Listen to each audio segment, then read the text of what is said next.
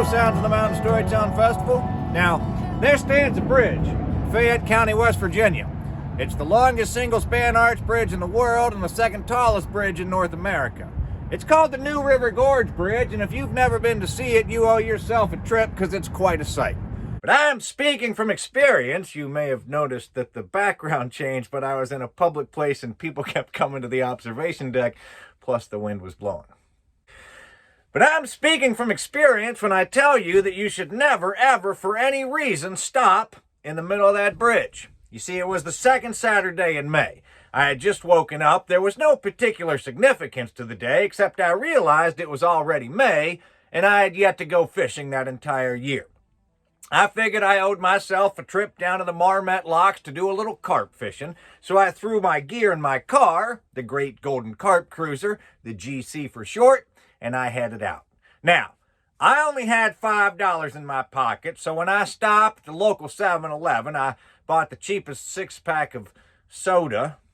Camp Bethel, I'm sure, is a non-drinking place that I could find, a couple of Slim Jims, and a can of Green Giant corn for the carp.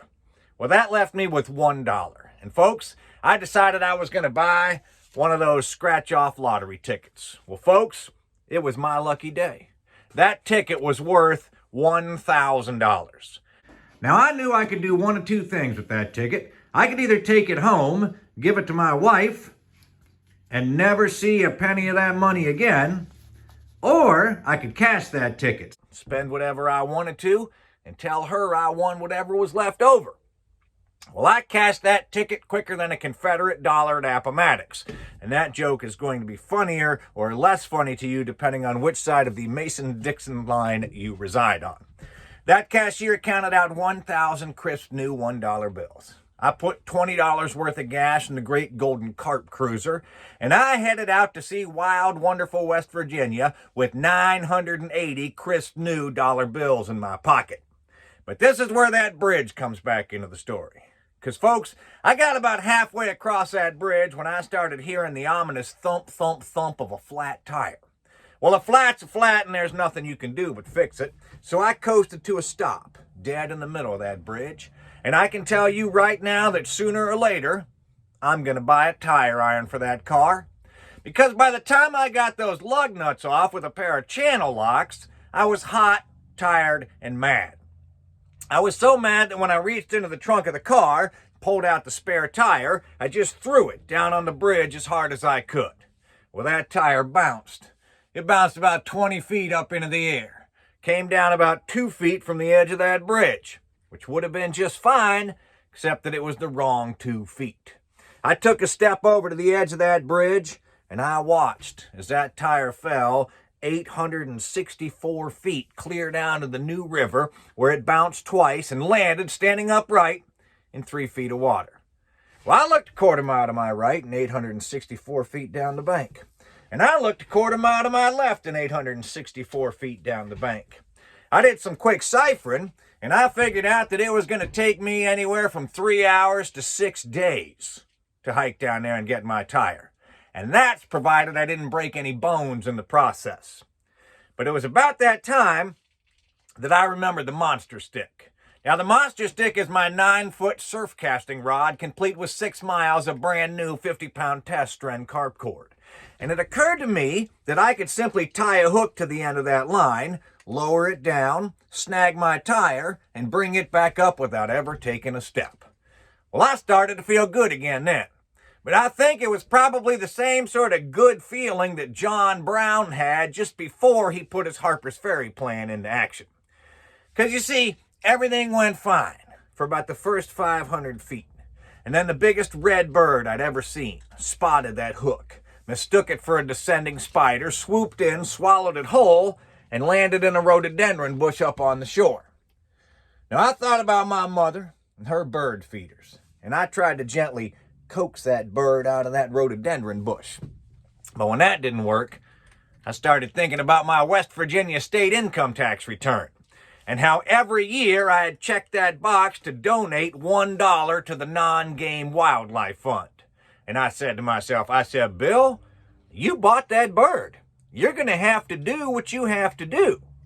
and I hauled back on the monster stick just as hard as I could. And that rhododendron bush verily erupted in a mushroom cloud of crimson feathers and red petals, and that entire blob was headed on a perfect trajectory straight for my tire when lightning struck twice. You see, a 4-foot brook trout mistook that blob for his fly of the month subscription, came out of the water, paid cash on delivery, swallowed that whole thing, dove back into the river, swam upstream, right through the hole in the middle of my tire, hit his head on a rock, did a couple of somersaults, and landed up on shore. Well, I just stood there watching. And sure enough, before long, big old black bear came out of the woods. He sniffed that fish a couple of times, and then he swallowed it whole. Well, I started to feel good again then, because I knew there was nothing in the air, nothing in the water, and nothing in the woods that was going to come and eat that bear. So I just started reeling. I reeled that bear off the shore and into the water.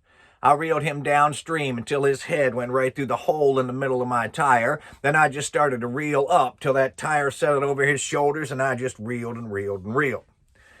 Well, after a while, I heard a voice behind me. Now, mind you, this was no ordinary voice. This was like when the loudspeaker goes off in school and says, "Bill Lepp, please come to the office." And that fella, he said to me, he said, "Son, what are you doing?"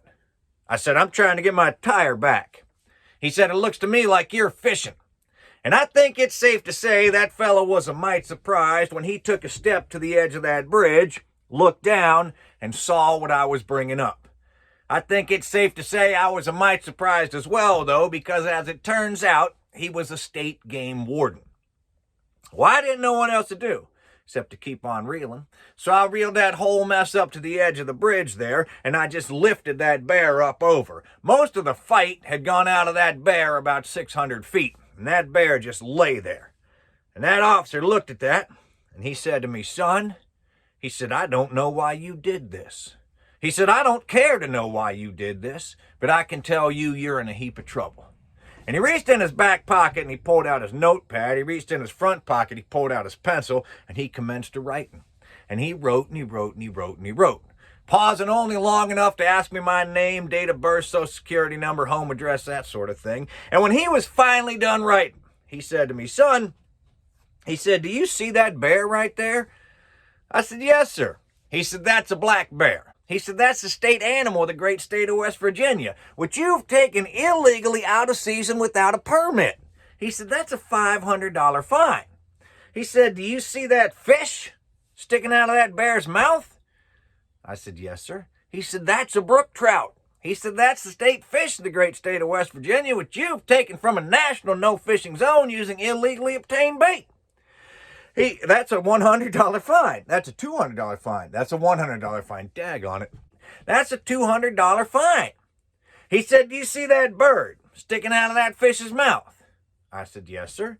He said, "That's a cardinal." He said, "That's the state bird of the great state of West Virginia, which you've taken from a federally protected bird sanctuary. That's a $100 fine."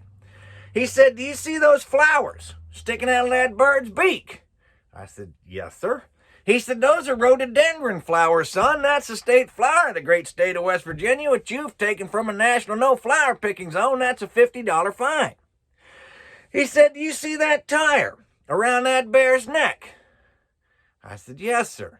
He said, "That constitutes litter, son." He said, "That's litter which you've caused to be thrown into a national scenic waterway. That's a $100 fine." He said, "Those fines in aggregate shall total $950, payable in cash on the spot right now, or you can opt for legal confinement until such payment is made." Well, he looked at me in my blue jeans and the great golden carp cruiser kind of teetering on 3 wheels there, and he said, "You look like the kind that's going to opt for legal confinement." Well, he was already looking at me like I was crazy. So when I reached in my pocket, he went for his gun. But I just pulled out that wad of crisp new $980 bills, and I counted out 950 of them for him. And he was so pleased with that, he introduced me to his brother-in-law, who fixed my flat tire for the amazing low price of $28. Now, as I was heading home, I was thinking to myself that if every fishing trip was going to be that expensive, I wasn't going to be able to go all that often. then I started thinking about my wife. And well, I've told you people this story, and I'm sure you believe every word of it. But my wife, she's the suspicious type. And if I'd gone in with this story, she wouldn't have had a word of it. So even though it's against my grain, I decided I was going to have to lie to her. When I walked in the house, she said, "How'd it go?" I said it went just fine. And as I was leaving the room, I reached in my pocket, pulled out those last 2 crisp $1 bills, and I said, "Oh yeah, I almost forgot. I won this for you in the lottery today." Thank you very much. Our festival sponsors made this year's festival possible, and your donations will help Camp Bethel survive continued pandemic-related losses. So thank you. Give by using the donor buttons or links on this page, and guess what? You can tip the tellers too. We hope the festival will be back home in person next year and need your help in getting the camp ready to reopen as soon as possible for summer camps, guest groups, and special events like the festival. Please click on the link below and make your contribution toward the work, the fun, and the fellowship that find a home at Camp Bethel. Thanks for watching, and thank you for your gift.